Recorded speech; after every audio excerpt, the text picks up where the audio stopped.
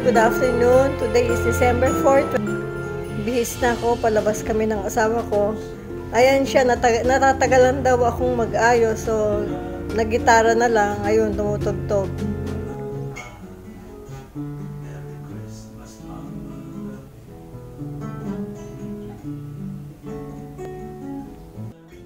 Naka-ibang face mask ang gamit namin. Susubukan namin kung uubra dito. Hello, Papa. Ito kami ng city center. Yan si Papa. Hello, Papa. Hello, Saso. Hindi ko suot yung ako. Cup ko. Oh, where's your cup?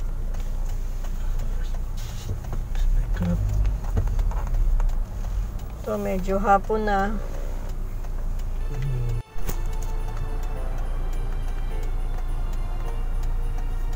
Yan ang Barwa Tower.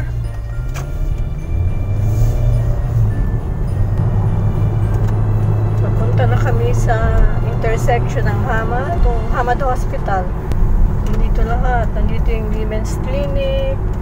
Nandito yung Communicable Disease Center, Qatar Rehabilitation Institute, ambulatory. Kaya lang, nung nagsimula itong pandemic, kinabahan kami kasi ang lapit namin sa ospital.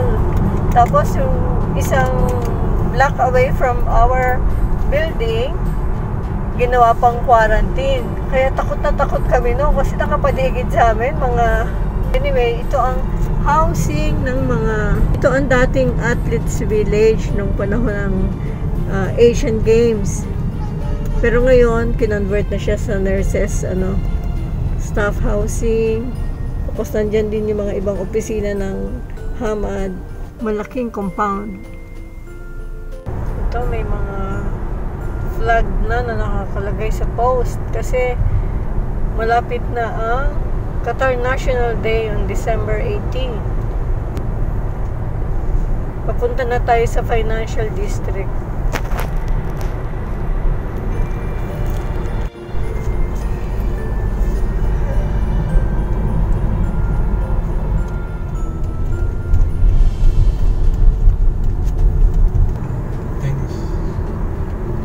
Ito ang Khalifa Tennis Stadium on the left. Tapos ito ang QP District, yung main office ng QP.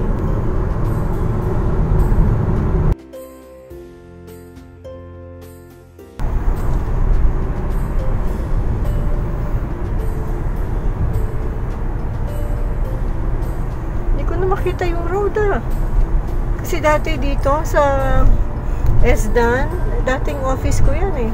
Kaya nakita ko yung construction ng QP district na yan talaga. Nag-rent yung office namin ng space. So, ito na ang this is North Oil. Nandito yung Monoprix. Dati nag-grocery kami dyan. Yung Tornado Tower, madalas kami mag-shoot dyan. Kumukuha ko ng permit. Al-Fardan Building. Nasa DTM ako kami gumawa ng video nila.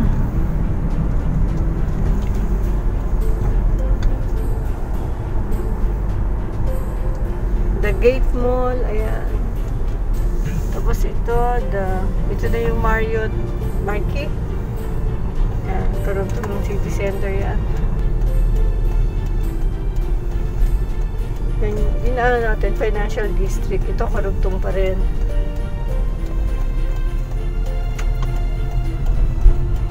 Yan, magta-turn right na tayo dito. Yan si Bilal Building. Ako, yan ang pinakauna lang dati dyan. Nag-iisa yung kakita niya. Ito yung design niya. Dito puro glass. Siya lang yung mga konkreto pa. So anyway, ito ang city center. Aba, may under construction na naman dito. May in-enclosed na area na naman. Ito ang city center. Nang opposite niya, mga building na yan. Yung O1 nandun eh. somewhere there. In one of those buildings. Parang mali yata yung punta namin dito. Kasi nasa car park pa lang kami. Waiting. Traffic. Ang daming tao nang pumapasok. Nakakatakot. Parang ayaw ko yata. Ito pa, o dito.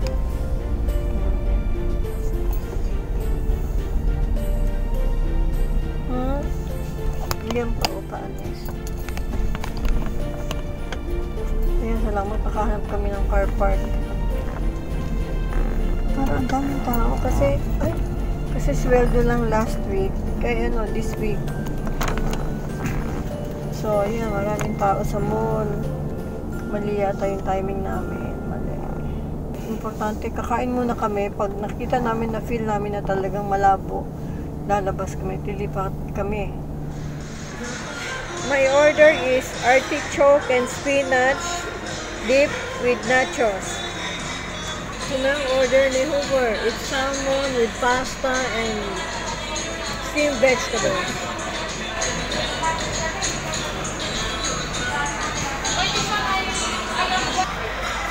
Medyo eat and run kami kasi hindi pa kami nag-shopping. Light na yung aming kinain ngayon. Ito ang paborito namin ni Jan.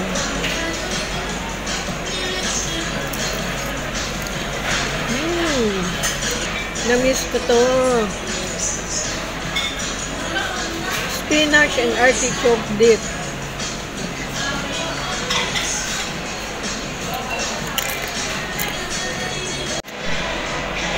Pala, nasa Applebee's kami dito sa City Center. So, totoo lang, ang daming tao naman. Ang daming tao, hindi namin alam kung anong gagawin namin. Kunti lang na pamili namin, kasi nga, ang dami ng tao dito. Ay, ito, nasa bahay na kami. Nakapagod. Pamili kami sa Ebencina. Lahat po, puro kay Jan. Hand sanitizer, hygiene antiseptic cream, Centrum, vitamin C 1000, iron, vitamin E cream, face mask. Naka-order na ako ng black, pareho ng ginagamit namin. Nakabili kami sa Giordano yung mga pambahay na t-shirt ni Jan. Isa, dalawa, tatlo. Kasi pumayat na siya. Ang binili namin is size medium lang. Tama yung desisyon namin sa size niya. Kasi malaki na ang tinayo sa Pilipinas eh. Nag-diet ng gusto. So, nabilan din namin siya ng Aloe Multipurpose Soothing Gel sa Body Shop. Ito yung pag may makate, merong anything na rashes, pwede rin to. Kasi gamit na gamit ko to. Meron din ako nito.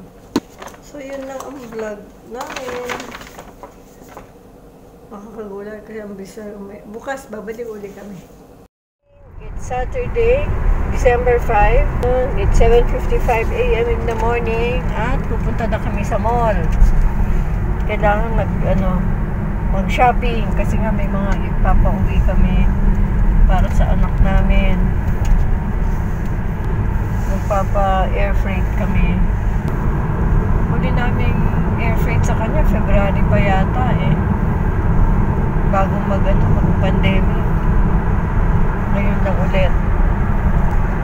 So far, so good naman siya. Wala naman siyang kailangan. Sabi niya, ganun yung anak namin eh.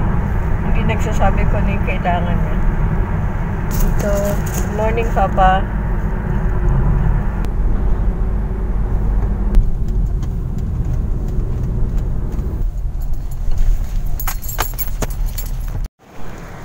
Bago namin sa Bolo, sarado pa. Pero yung grocery bukas na. Kakain muna kami sa McDo. Breakfast. Ay, sarado pa. Carrefour, sarado pa. Oh, bukas na sila, oh. Bukas na yung grocery. Ito yung dating ice rink. Oh, dito sila naglalaro ng hockey, ng skating. Ngayon, ginawa ng playground. Ang ganda. Talagang halos walang tao, oh. Sarado pa. Oh. Ano, Papa? Ang bukas, yan.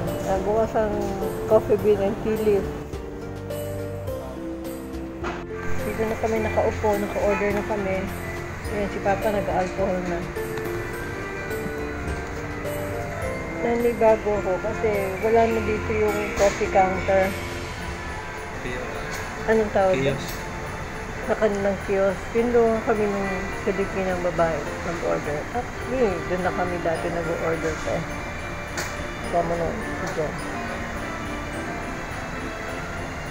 So, yun na yun. Pagbabago dito sa McDo. So, ito na. Ito yung pagkain namin. Anong tawag dito sa order niya? Mac Sunshine Combo. Mac Sunshine Combo. Ako, Sa'yo po, Big Breakfast. Big Breakfast. Okay po. Sir, kaka-open po ng aming Alwadi Banat branch. Pang 53rd outlet namin sa McDonald's sa Qatar. So, sa likod, flyers. Pang ilan? 53 store namin. Ganun karami, ah. Yes po. So, by December, meron pa po kaming bubuksan. Sa Raslafan, meron na kayong McDo doon? Raslafan, di pa po, parang wala pa, ma'am. Raslafan po sila? Hindi. Nagulat lang ako sa dami, eh. Madami po. Thank Okay, you. thank Enjoy you. your breakfast. Thank you. And sweet and low, ma'am, dito lang po. Miss, naka-vlog ka. Vlog. Good morning. Anong pangalan mo? My name is Jem. Jem, thank you, Jem. Thank you. Enjoy your breakfast. Thank you. Wow, ito yun sa akin. May hash brown? Ito.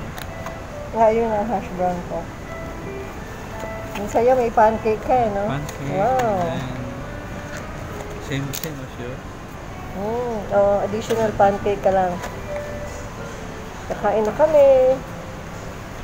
At gutom na raw yung asawa ko.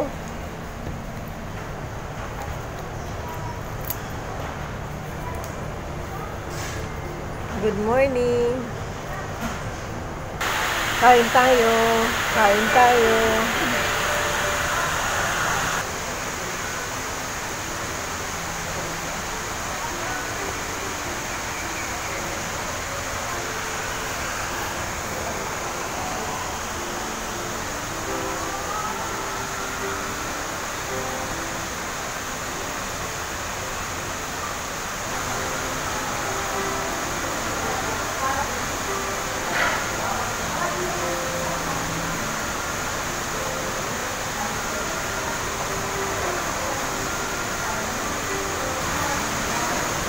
Nasa counter na kami, tapos na kami mamili. Nasa counter na. Sinamap ko kasi basa. Ayun ko ba? Nararamdaman ko malagkit. So yun, nasa counter na kami. Ang daming grocery. Kasi kasama na yung mga ipapauwi namin sa Pilipinas.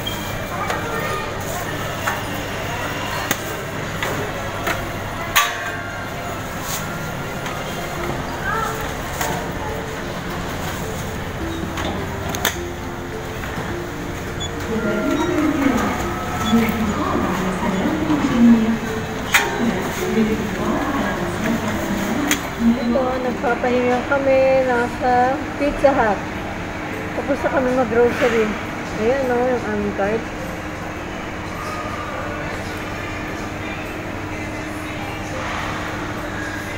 Naka-order na kami, just waiting for our order to be delivered. Kapagod talaga. Nag-start kami siguro mga 9. Ngayon, fast food na. Talagang haba ng grocery namin na to. Super.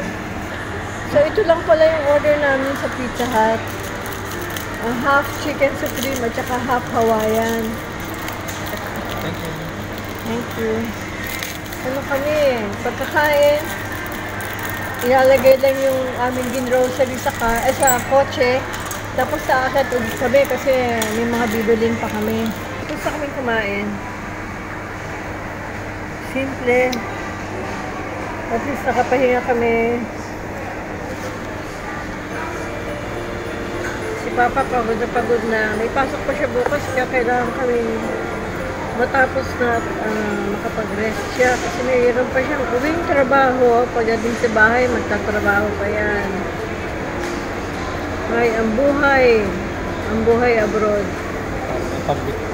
Ano? Parang may pambili ng mga... Para may pambili ng panggastos daw.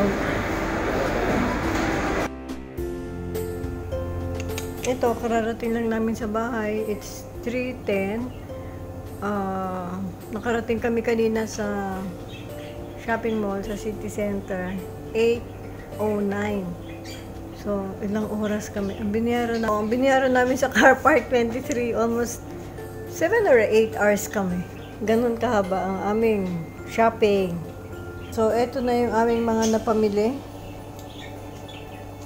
Ayan. Aayusin ko pa isa-isa. Hindi ko lahat mahuhol. Ito lang mga kaya ko ngayon. For a special boy, ayun na yung box namin, no? Yung Sky Freight. Ayan. Hindi, minimum niya is 20 kilos. Queen size sheets. Uy, para sa aking buhok. Brown sugar. Coffee creamer. Para sa aking baking. Semi-sweet chocolate. Ang kulay ko ng buhok. Sabi ko sa asawa ko, okay ba sa yung ganyan ang kulay ko? Ayaw daw niya. Eh, bumili ko eh. Anong gagawin ko? I want to try it. Magiging blondie ako. Bagay kaya sa akin. Dove. At Dove pa rin. Ito, nakabili akong dates. Bumili rin ako ng toiletries para sa anak ko.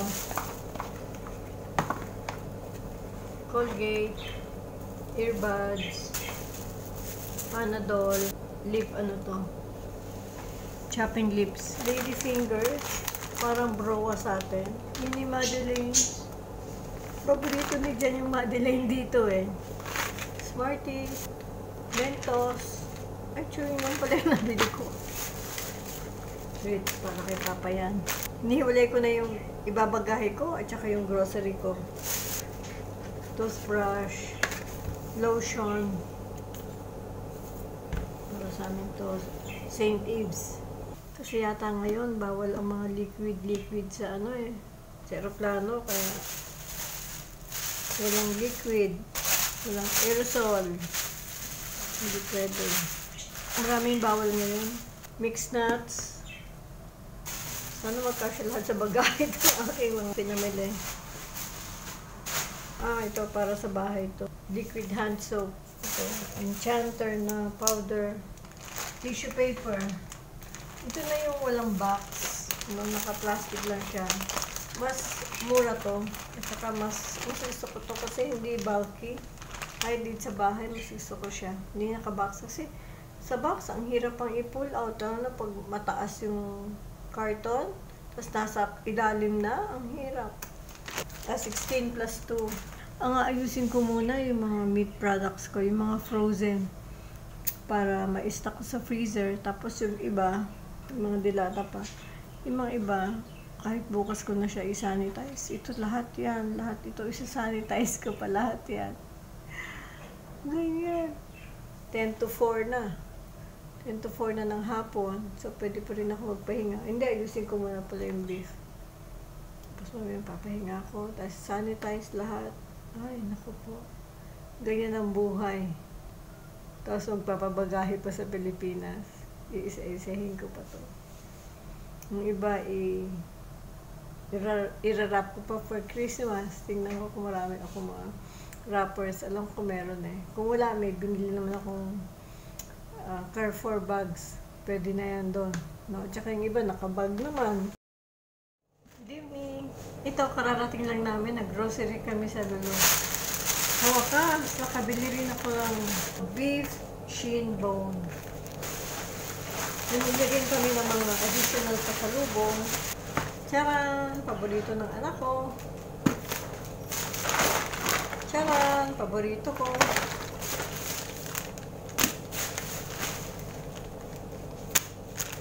Mga mamasita. Grabe yan. Karakti. Yung anak ko kasi mahilig sa karak noong nandito siya. Tingnan ko kung magugustuhan niya to. Di na pa. Ice cream. Beef franks. Pampangas best. First time kong itatry. Ano, fruits. Peras. Mango. Giant mango. Kiwi. Bibingka. Instant bibingka. KFC banana ketchup. Paborito ng asawa ko. Hot and spicy. Century tuna. Beef jerky. At saka barbecue smoke halal beef steak. Habanero barbecue halal beef steak. Smoke halal beef steak. Lahat ito para sa anak ko. Paborito niya yan. Beef jerky. Date. Maamul. Pistachio nuts. Oriental teriyaki. Alat ko dyan. Seaweed. Rice crackers. Ang aking basil plant. So, dito na lang muna tayo. Hello, good morning. Today is December 8, 2020. It's Tuesday. Nandito ako ngayon. Maaga akong nag-vlog dahil nagpapak ako ng mga packages na ipapabaggage namin air freight sa Pilipinas. Magpapasko na. Kailangan mapadalhan ang aking mahal na anak. Dahil nandun siya sa Pilipinas, kami mag-asawa nandito, malayo siya sa amin. Hello, lovebirds! Ha? Lovebirds, anong pinag-aawayan yung dalawa dyan? Ang ingay nyo na naman. Yan ang aking mga munting alaga dito. Ayan, ang gulo ng bahay namin. Ayan.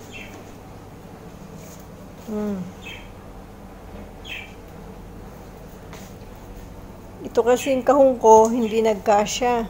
Hindi nagkasya dito yung aking mga naipak. So, tinanong ko rin ng Skyfreight kung pwede pa ako magdagdag ng isa pang kahon. So, ayan, may maliit akong kahon. Pwede pa daw. Okay. Ito, namili pa kami kagabi ulit sa Lulu. Ayan, ang pamili namin. Actually, naghanap lang kami nito eh. Ito kasi ang gusto ng anak ko. Napadami na ang bili namin. Nagagawin ko muna ay mag-wrap ng mga regalo. Nakabili kami kagabi ng wrapper. Simula na tayong mag-wrap.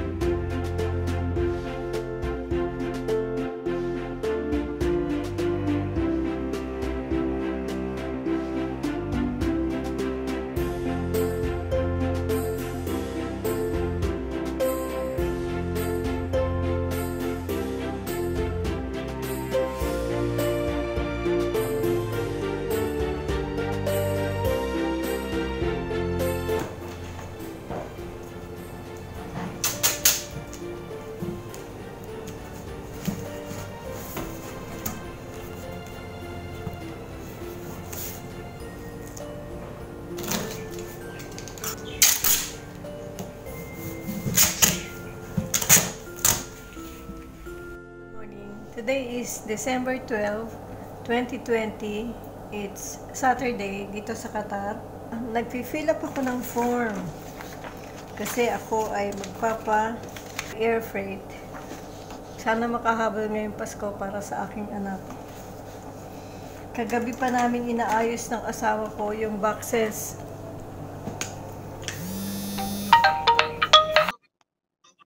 Magandang umaga po. Yes, oo.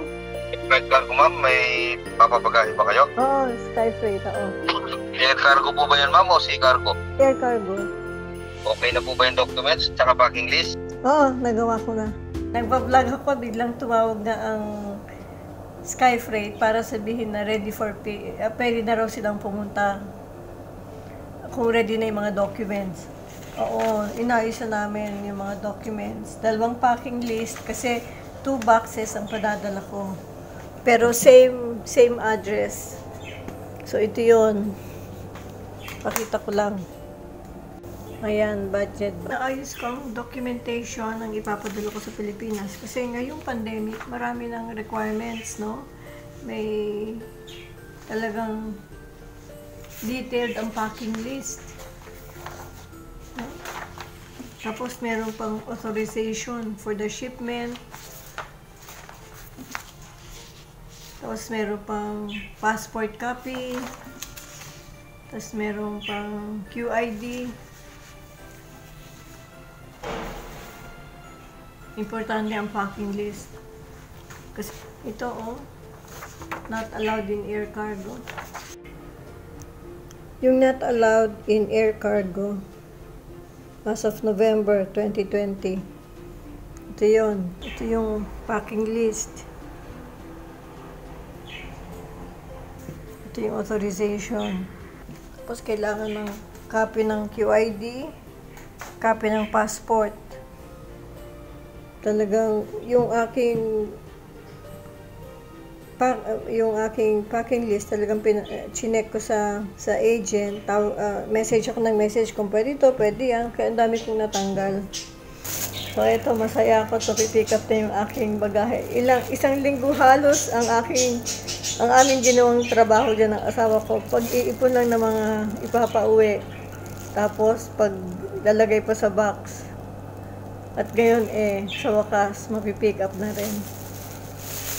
So ito na ngayon yung bagahe ko. Kinukuha na ni Brad. Hindi. Ito na. Ito yung papadala ko sa anak ko. Sana makarating bago magpasko. Sana nga po. Salamat Brad ha. Salamat sa inyo. Sige, sakay na siya ng elevator. Ilalabas na yan. Yung isa naman yung kasama nandito, nagsusulat pa ng mga documentation. Hindi ko na i-vlog si Kuya, basta nandyan lang siya. Busy.